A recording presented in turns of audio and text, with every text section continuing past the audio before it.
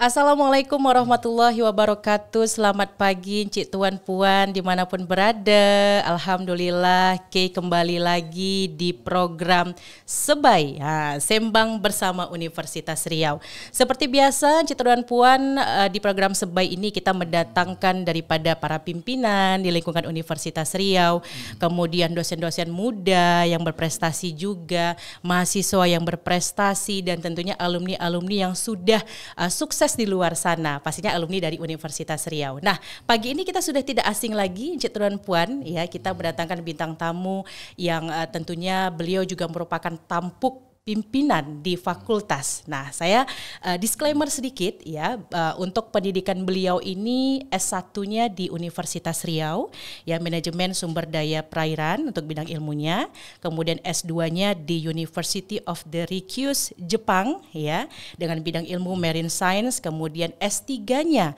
juga di Jepang, ya, tapi di University of the Kagoshima, ya, dengan bidang ilmu Science of Marine Resource, ya, dan pastinya pagi ini juga beliau akan bercerita banyak tentang fakultas yang beliau pimpin saat ini. Langsung kita sapa, selamat pagi Profesor Dr. Insinyur Rifardi MSc. Selamat pagi, Assalamualaikum warahmatullahi wabarakatuh. Waalaikumsalam warahmatullahi wabarakatuh. Sehat Tuan? Alhamdulillah. Alhamdulillah sehat ya. Tapi sekarang lagi suasana ujian ya Pak ya? Betul. Suasana ujian akhir semester kita. Ujian akhir semester. Mudah-mudahan adik-adik di Fakultas Perikanan dan Kelautan diberikan semangat nih Pak ya. Betul sekali. Fokus belajarnya, fokus menjawabnya. Iya, itu dia. Oke, Pak, mungkin pertanyaan pertama dari dengan riwayat pekerjaan Bapak ini tentunya banyak ya Pak ya. Selain dosen di Fakultas Perikanan dan Kelautan, Bapak juga sebagai Kepala Pusat Kajian Sumber Daya Pesisir dan Lautan, Kepala Pusat Penelitian Lingkungan Hidup, ya, kemudian Wakil Ketua Badan Kerjasama Pusat Studi Lingkungan, kemudian juga anggota Senat di Fakultas Perikanan dan Kelautan dan juga di Universitas Riau, dan Bapak juga pernah mengecam sebagai pembantu Dekan 1 ya pada waktu dulu kita sebutkan di Fakultas Perikanan dan Ilmu Kelautan, dan saat ini Bapak diamanahkan menjadi Dekan Fakultas Perikanan dan Kelautan periode 2023 sampai 2027. Gimana rasanya, kebayang nggak sih Pak jadi dekan ini? Baik, terima kasih Mbak Ike. Iya. Kita kalau bahasa Melayunya Puan Ike. Iya. Makasih telah mengundang kami. Sama-sama Pak, terima kasih sudah hadir. Sivitas Akademika Perikanan Kelautan apresiasi apa yang Puan Ike lakukan ke kami. Amin, bersama tim ya Pak ya. Bersama tim seluruhnya.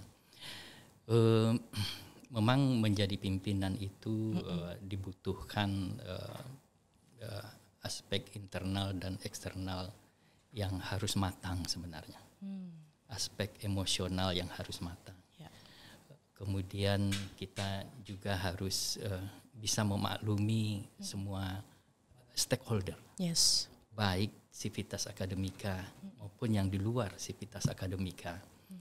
Karena untuk mendiligen suatu organisasi yang diisi oleh para intelektual itu butuh pemahaman, pengertian, dan menyelami apa yang ada di pikiran seluruh Sivitas Akademika itu, agar semua potensi yang ada itu bisa kita gali, bisa kita implementasikan demi kemajuan pendidikan di fakultas. Nah, tentu ini kita anggap seni ya. Jadi bagaimana rasanya kalau dikatakan itu berat atau ringannya, itu tergantung di kita. Kalau kita anggap ini seni, itu tentu bisa kita nikmati. Iya. Memang suatu saat seninya ada, tapi di saat lain bebannya juga ada. Itu biasa, itu pilihan. Normal ya Pak ya? Normal, itu normal saja. Nah, sampai saat ini kami di Fakultas Perikanan merasa kehidupan kampus itu bisa kami nikmati bersama-sama. Jadi kalau Puan Ike bertanya ke saya, bagaimana perasaan, ya kami nikmati bersama-sama fakultas itu. Karena kami punya cita-cita bersama yang harus bersama-sama bisa mencapainya. Tidak akan bisa hanya seorang pimpinan, dalam hal ini dekan, mencapai cita-cita fakultas itu. Nah itu kira-kira singkatnya seperti itu. Oke. Jadi menjadi dekan atau tampuk pimpinan, menikmati segala proses yang ada. Ya, tapi untuk mencapai suatu tujuan itu perlu kolaborasi yang kuat, sinergi bersama-sama. Betul. Nggak bisa pimpinan sendiri ya Pak ya? Nggak bisa. Tidak bisa. Itulah di situ dibutuhkan sebenarnya kita meletakkan diri kita bagaimana. Kalau saya berprinsip sebagai dekan, saya akan berusaha keras bersifat inklusif, tidak bersifat eksklusif. Oke. Itu pribadi saya seperti itu. Boleh kasih tahu makna inklusif ini Pak? Oke, baik. Ke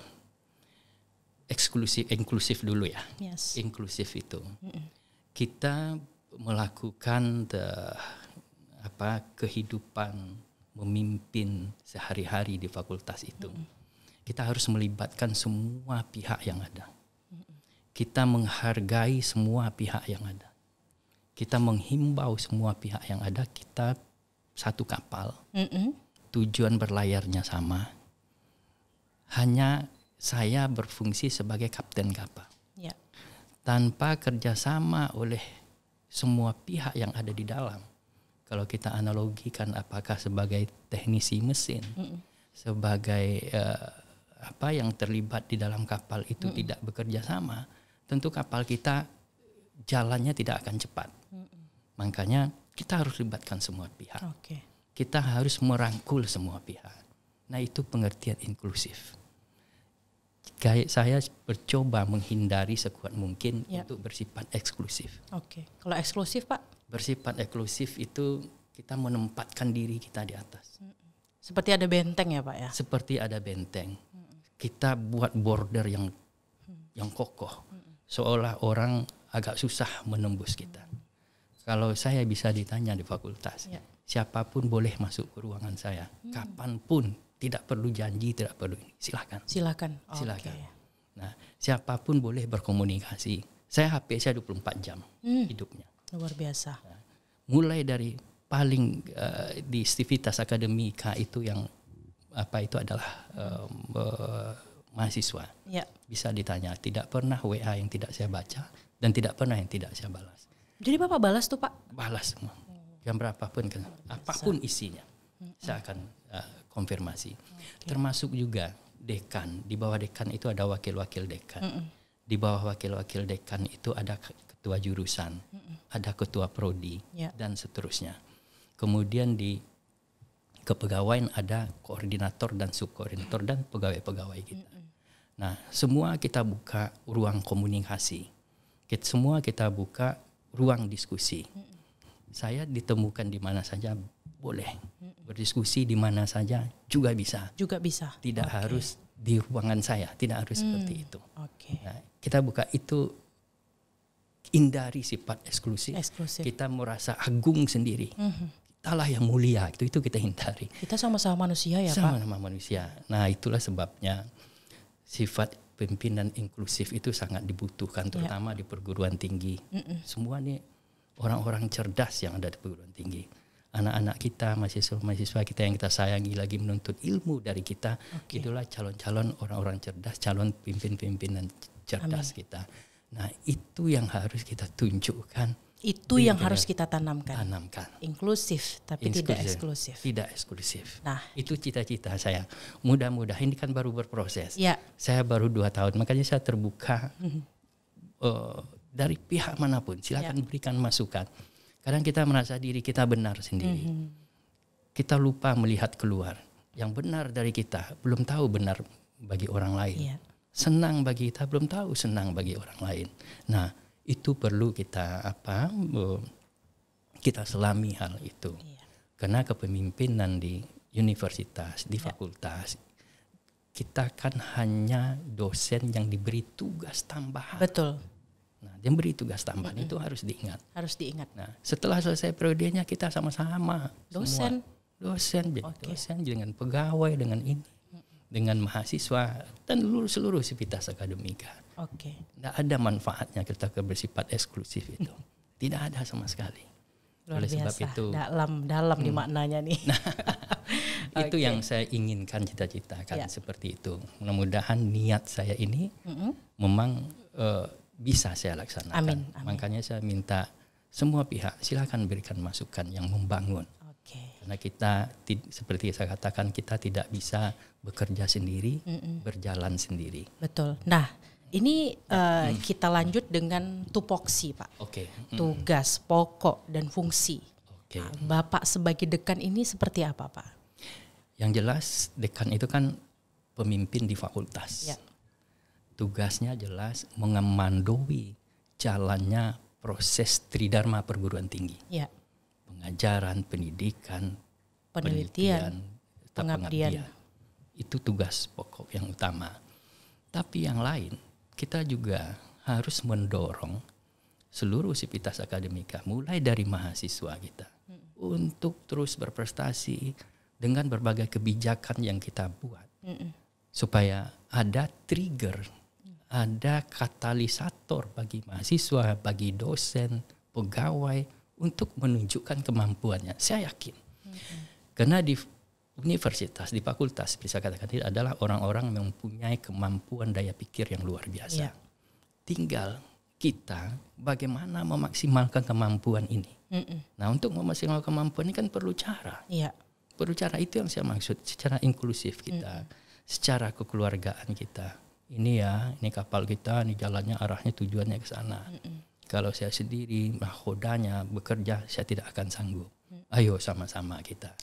Nah, itu yang harus kita lakukan. Saya yakin kalau rasa kebersamaan itu sudah tumbuh, apapun persoalan pasti dengan enteng sekali kita lakukan, enteng sekali kita pecahkan gitu. Nah, itu kuncinya. Itu dia.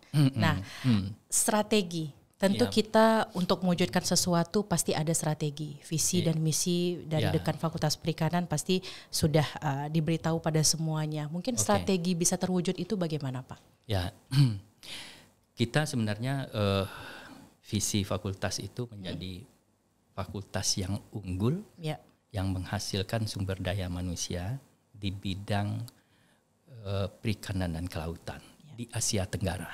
Kira-kira begitu. Untuk itu kan ada roadmap-nya. Nah, sekarang posisi kita di mana? Kira-kira begitu ya. Nah, selanjutnya apa yang harus kita capai untuk memperoleh itu?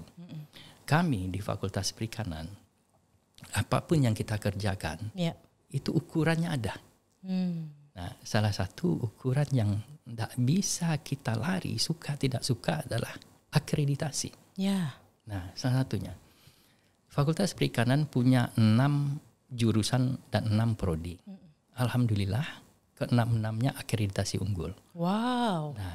Tahniah. Nah, inilah jalan tadi bahwa cita-cita kita menjadikan fakultas unggul, menciptakan sumber daya manusia dalam bidang perikanan dan kelautan di Asia Tenggara. Di Asia Tenggara. Nah, itu tentu kita mulai dari ukuran yang bisa diukur oleh pihak lain. Ukuran yang diukur oleh pihak lain itu salah satunya adalah akreditasi ini. Alhamdulillah. Nah, sekarang kami secara bertahap menyiapkan prodi-prodi yang sudah unggul ini untuk akreditasi internasional. Nah, itu langkahnya. Jadi strategi yang kedua adalah yang tadi, bagaimana kita berupaya sekuat mungkin menjalin komunikasi dengan seluruh sivitas akademika, menggali kemampuannya, mengingatkan bahwa kita punya visi yang cukup tinggi. Ya, apa itu, Pak? Yang tadi itu, bahwa kita akan menjadi fakultas unggul di Asia Tenggara dalam menyediakan sumber daya manusia bidang perikanan dan kelautan. Nah, itu yang kita lakukan bersama-sama. Makanya kalau kami ada proses akreditasi, itu semua pihak terlibat. saya memberikan penghargaan dan apresiasi yang tinggi pada rektorat, Bu Rektor, Wakil Rektor, dan seluruh ketua LPPM, LPPMP dalam proses akreditasi kita bersama-sama. Karena akreditasi kami masih akreditasi Badan Akreditasi Nasional Perguruan Tinggi BAN-PT. Semua BAN PT yang melakukan akreditasi kita. Nah, kita tunjukkan bersama-sama komitmen yang tinggi bahwa Universitas Riau fakultas ingin meningkatkan kualitasnya, ingin menjadi fakultas atau universitas yang terbaik di dalam perkancahan perencanaan pendidikan nasional kita. Tentu berbagai ukuran-ukuran yang harus kita capai itu tuh harus kita berjalan ke arah sana. Nah, salah satunya adalah akreditasi prodi tadi. Nah, itu seperti boleh dikasih tahu Pak 6 jurusan dan juga prodi mungkin adik-adik mahasiswa atau calon mahasiswa baru dia lagi mencari-cari, ini kan sekarang lagi ini ya Pak ya, seleksi yang selanjutnya ada SNMPTN Barat kan gitu ya Pak ya. Nah, mungkin mereka punya gambaran sedikit mungkin Pak. Prodi yang pertama kami punya 6 ya. Yang pertama adalah budidaya perikanan yang sekarang namanya aquaculture. Aquaculture. Ya, aquaculture itu akreditasinya unggul. Yang kedua ilmu kelautan. Itu juga akreditasi unggul. Prodi yang ketiga teknologi hasil perikanan. THP. Prodi yang keempat pemanfaatan sumber daya perairan. PSP. Prodi yang kelima manajemen sumber daya perairan. MSP. Nah, yang terakhir yang baru kami terima akreditasi unggulnya adalah Prodi Sosial Ekonomi Perikanan yang sekarang namanya Agrobisnis Perikanan. Nah, kami punya S3 Ilmu Kelautan juga terakreditasi unggul. Nah, kita menyangkut nih karena kita melihat unggahan postingan di Humas Universitas Riau ada beasiswa PDDI. Ya, program doktor untuk dosen Indonesia. Nah, di Universitas Riau ada S3 Ilmu Kelautan. Mungkin boleh dikasih tahu, Pak. Ya, betul. Dengan beasiswa tersebut. Saya tidak tahu pasti kriterianya apa. S3 Ilmu Kelautan kita ini masuk dalam program itu. Tapi asumsi saya bahwa karena akreditasi unggul, nah ini kan satu-satunya prodi yang ada di Universitas Riau yang ikut program PDDI ya tadi ya Pak PDDI tadi program doktor untuk dosen Indonesia. Kan satunya di Universitas Riau karena akreditasi kita unggul. Nah, sebenarnya di ilmu kelautan program doktor ini bukan ada 2 beasiswa lagi yang tersedia. Apa lagi itu Pak? Beasiswa BPI. BPI apa Pak kepanjangannya? BPI Badan Beasiswa Pendidikan Indonesia. Yang kedua LPDP. Ya. Nah, itu kami dapat setelah kami mendapatkan akreditasi unggul. Jadi banyak manfaatnya akreditasi unggul. Kita sudah rasakan. Beasiswa tersedia, tinggal sekarang keinginan para calon mahasiswa masuk. Silahkan berkompetisi untuk mendapatkan beasiswa. Bisa sekolah S3 di kita gitu.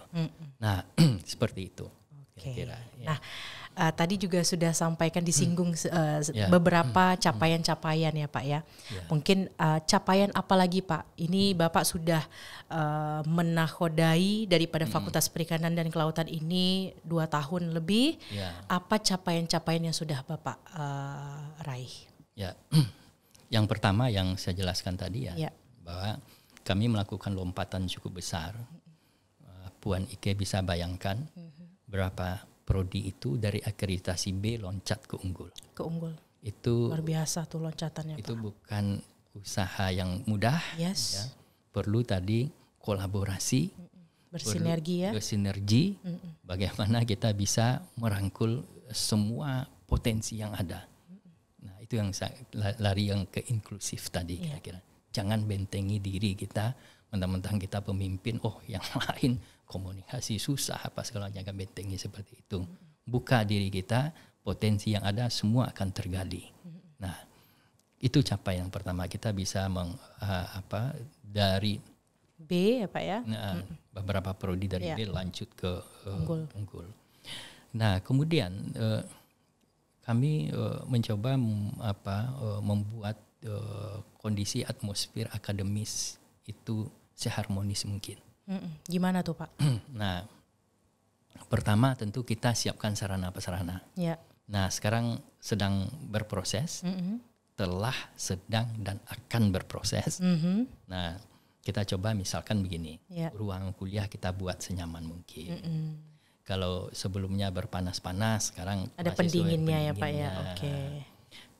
Suasana baik di dalam ruang maupun di luar ruangan kuliah kita buat sebersih mungkin, semaksimal mungkin kita lakukan. Nah, kemudian kami perbanyak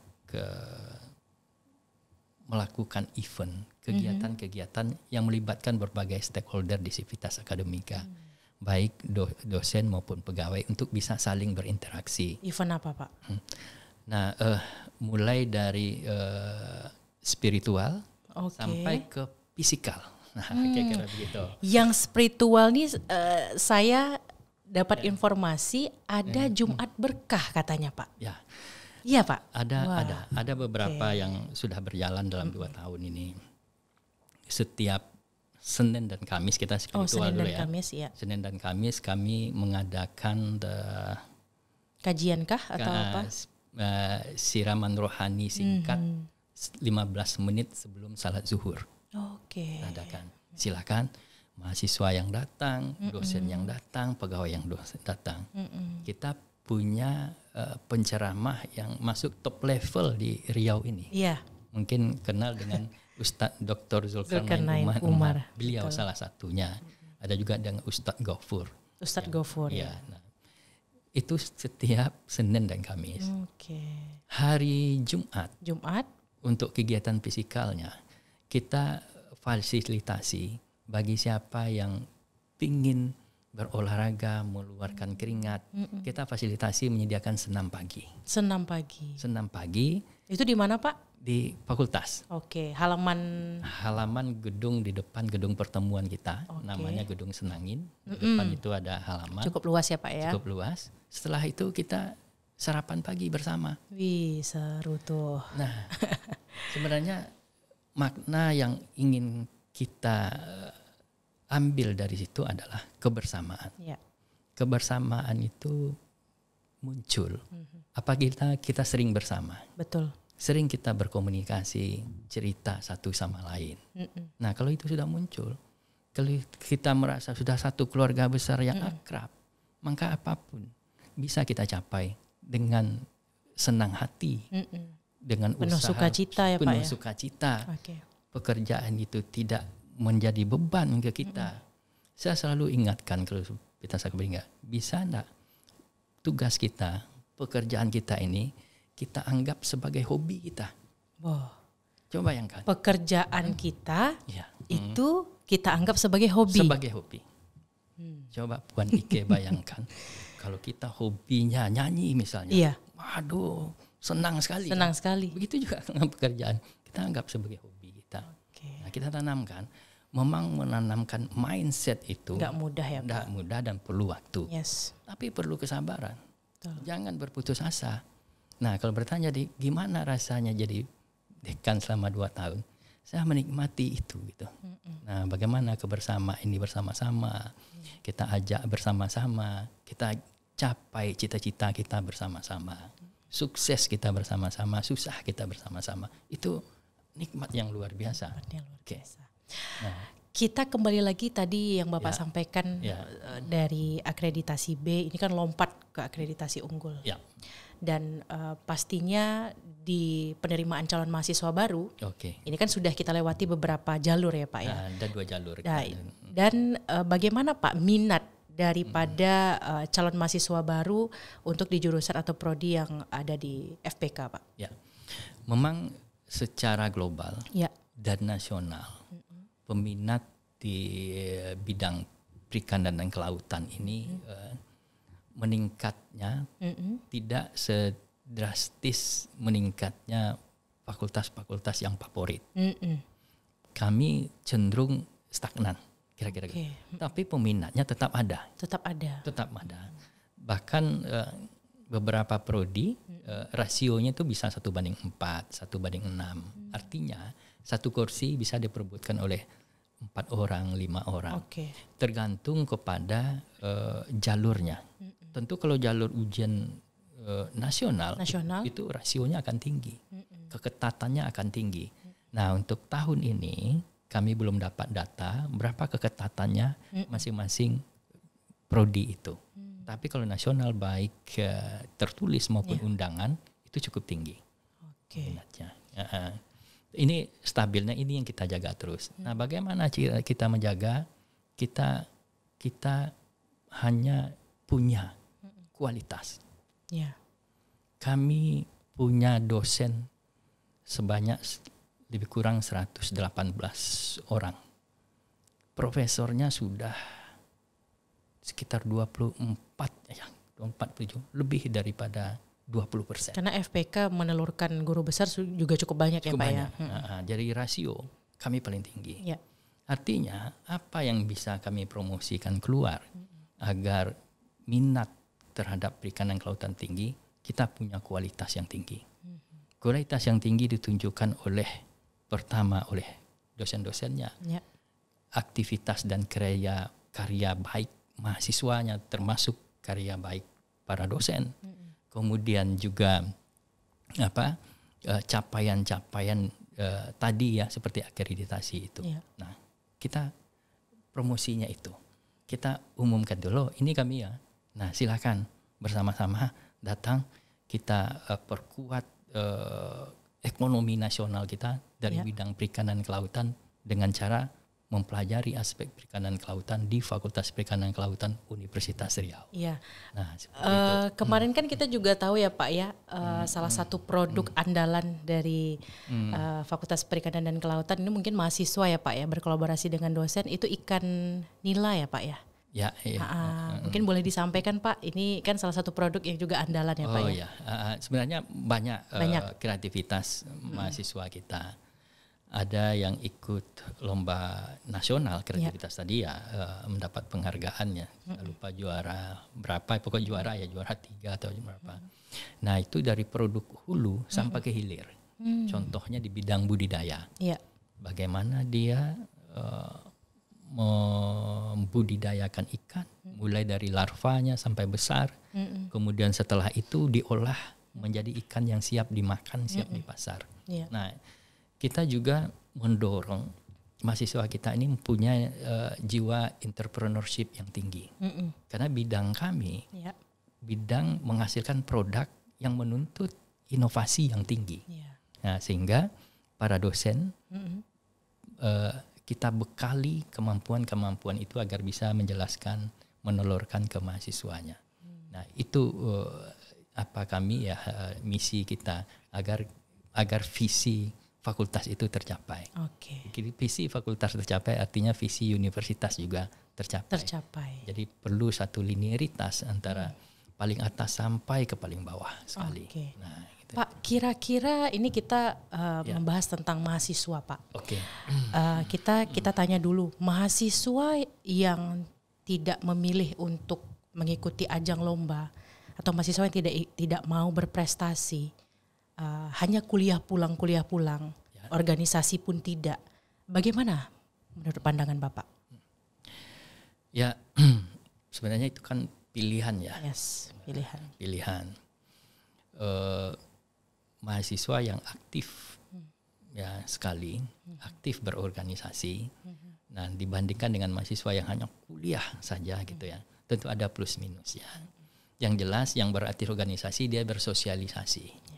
Ya, dia bersosialisasi, anak-anak kita nih bersosialisasi, belajar bagaimana cara kepemimpinan, belajar bagaimana cara merangkul, mengorganisir potensi sesama mereka. Nah, itu kelebihannya, belajar bagaimana cara berbicara, memiliki talenta yang bagus, memiliki attitude yang bagus, gitu ya. Itu bisa menjadi ujiannya di sana. Nah, kalau mahasiswa kita yang serius belajar, tentu di sini plusnya adalah Pertama, cepat selesai. Cepat selesai. Yang kedua, nilainya tinggi. Nah, karena dia fokus ya Pak ya. Karena dia fokus. Jadi ada plus minusnya. Ada plus minus. Nah, sekarang tergantung pilihan kepada anak-anak kita. Kita kan tidak bisa memaksakan, misalnya yang serius kuliah, lo kamu ikut ini. Kalau dia nggak hobi gimana? Marah mak ayah dia nanti rumah Pak ya. Ngapa nih suruh ikut organisasi atau ikut lomba yang memang berkepanjangan waktunya kan gitu ya Pak? Iya, itu yang akan terjadi. Makanya kami di fakultas silahkan. Kita siapkan sarana-prasarananya. Mau apa nih? Silahkan, mau bikin ikut penelitian bersama nasional, nih pembimbingnya ada. Nah, silakan kontak pembimbingnya. Kita siapkan. Makanya setiap tahun Fakultas Perikanan proposal kegiatan mahasiswa kita itu paling tinggi terus setiap tahun masuk ke rektorat untuk diperlombakan nasional. Itu setiap tahun. Nah, luar biasa. Kita dorong itu. Kita dorong juga Bapak Ibu dosen kita untuk bersedia membimbing. Nah, alhamdulillah banyak Bapak Ibu dosen kita yang bersedia membimbing. Nah, karena kami mencoba, karena di fakultas kami itu ada mata kuliah metode penelitian namanya. Itu metode mata kuliah wajib yang diambil. Jadi kalau mahasiswa kita membuat proposal penelitian untuk dilombakan, biasanya kita mengarahkan ini sekalian untuk proposal skripsinya ya gitu. Nah, jadi kalau itu selesai, mungkin sekitar 3 proposal untuk lomba selesai, mungkin 30% tugas akhirnya tuntas. Jadi ada berkesinambungan. Nah, itu juga yang mendorong mahasiswa kita ini juga berlomba-lomba. Kemudian ada beberapa kebijakan yang kita buat. Misalkan begini, mahasiswa yang mampu mempresentasikan hasil penelitian tugas akhirnya di seminar internasional, dia tidak perlu lagi seminar hasil penelitian. Nggak perlu seminar hasil lagi Pak ya? Cukup dia ngambil nilainya saja. Gitu. Nah, contoh seperti mahasiswa yang seperti kebijakan direktorat juga kita implementasikan di fakultas, yang dapat prestasi nasional boleh tidak melakukan penelitian untuk skripsi, membuat apa yang dia sudah peroleh penghargaan termasuk program-programnya itu menjadi skripsinya. Nah, hal itu kita lakukan untuk mendorong mahasiswa kita terus berinovasi, berkreativitas, dan memberikan dampak yang banyak, dampak domino ke yang bersangkutan. Nah, seperti itu. Dan ini sedikit ya Pak ya. Nah, kalau kita mungkin adik-adik yang calon mahasiswa baru atau nanti sebentar lagi kan kita akan ada PKKMB nih Pak ya. Di Fakultas Perikanan dan Kelautan susah nggak sih lulusnya? Jadi maksudnya tugas akhirnya, apakah dosennya, maaf ya Pak, apakah dosennya mempersulit atau bagaimana Pak? Boleh cerita sedikit? Fakultas Perikanan itu dosen yang paling ramah. Paling ramah, luar biasa, humble ya Pak ya. Sama dengan orang tua. Kami selalu berprinsip kita dosen ini adalah orang tuanya mahasiswa kita di kampus. Bahkan kami setiap tahun, apalagi periode ini misalnya ada mahasiswa yang hampir habis masa studinya. Udah habis limitnya ya Pak ya. Hampir habis limitnya. Kemudian mahasiswa tidak muncul-muncul. Kita telponi terus, kita panggil terus. Datang dia, kita beri semangat, kamu bisa kok menyelesaikan. Sayang, waktu sudah 7 tahun, tahu-tahu hasilnya nggak ada. Kita beri semangat terus. Dari sekian banyak, mungkin sekitar 99% kita berhasil.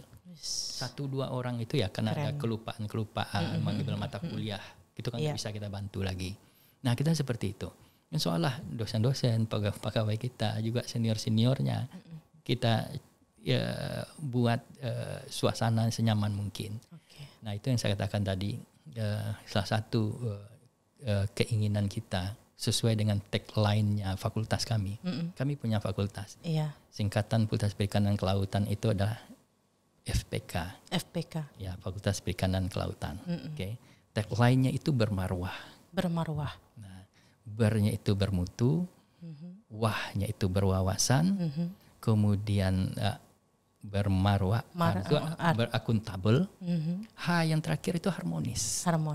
Nah, itu pertama bermutu, akuntabilitas, berwawasan tinggi, dan harmonis.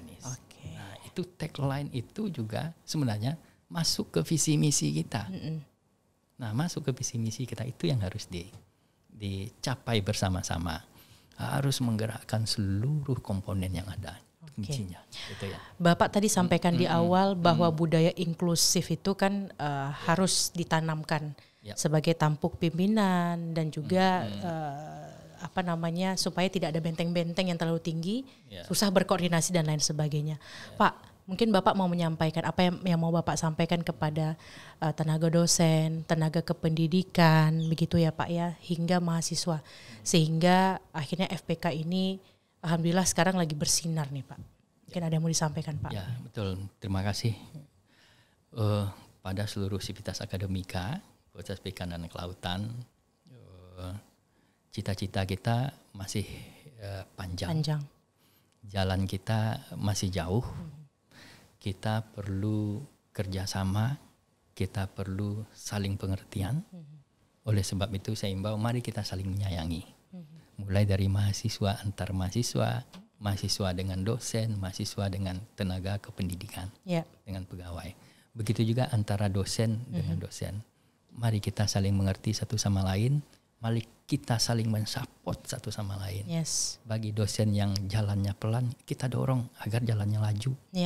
Bagi dosen yang masih di bawah, ayo kita tarik, bisa dia naik ke atas. Ingat, apabila kita membuka jalan untuk orang lain, untuk kebaikan masa depannya, dan itu berhasil, itu satu kepuasan batin bagi kita yang mendorong ini yang tidak bisa dihargai oleh apapun. Silakan dicoba. Amal jariah Pak. Amal jariah, silakan dicoba. Bukalah pintu karir kita satu sama lain. Jangan mengganjal, jangan pernah ada di pikiran kita untuk menghambat, mengganjal karir orang. Karma itu pasti berlaku. Karma pasti berlaku. Hati-hati. Oleh sebab itu saya himbau, ayo kita keluarga besar, para bapak ibu dosen, pegawai dan mahasiswa, kita satu rumah besar. Rumah kita itu namanya Fakultas Perikanan dan Kelautan.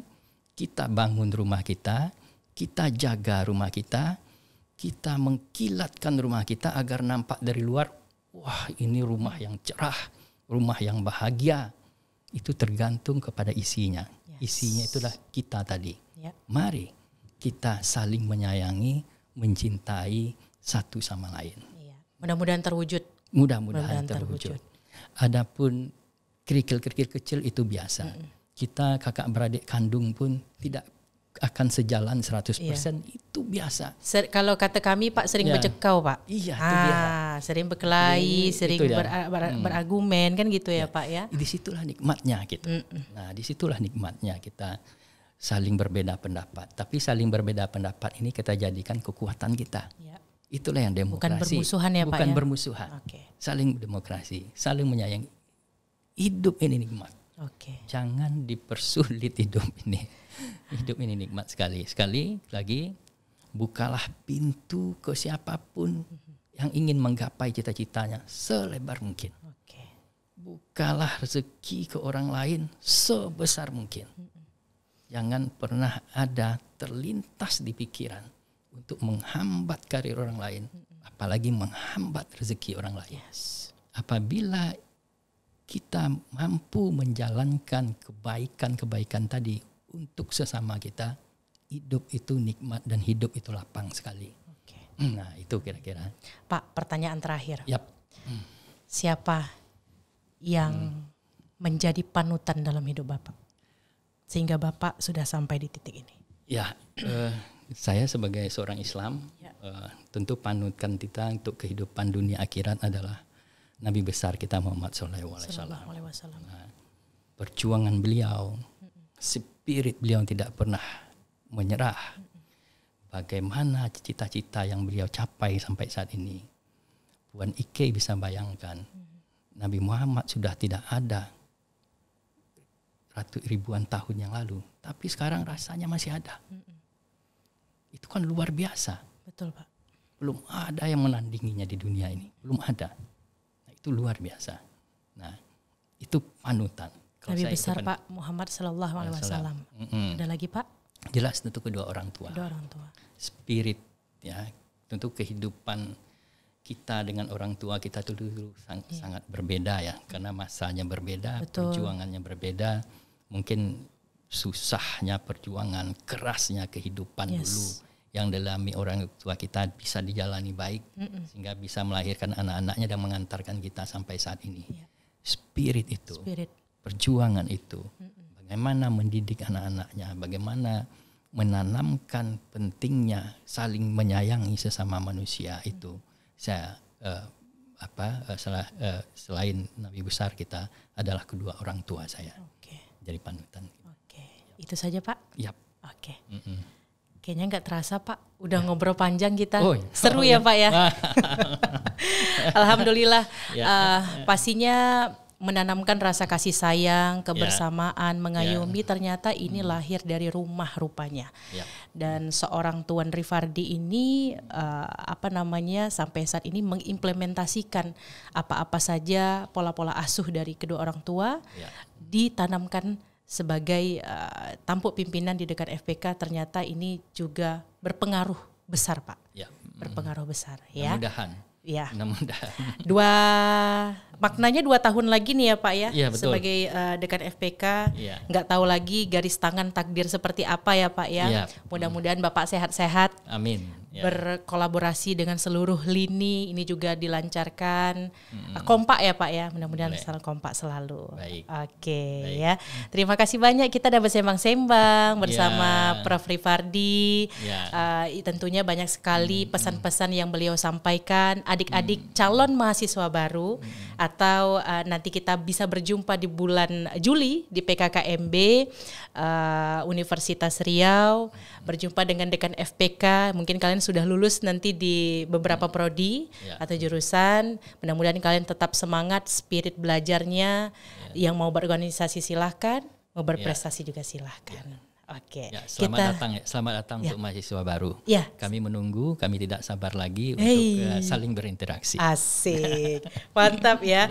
Kita tutup dengan salam terakhir ya. Baik, Tuan Rifardi ya. Salam hormat untuk orang hebat ya. Terima kasih Tuan Rifardi pamit, Kay juga pamit. Nanti sampai jumpa di Sebai Sembang bersama Universitas Riau dengan bintang-bintang tamu yang tentunya menginspirasi. Salam hormat untuk orang hebat. Terima kasih. Assalamualaikum warahmatullahi wabarakatuh. Waalaikumsalam warahmatullahi wabarakatuh. Bapak, makasih banyak.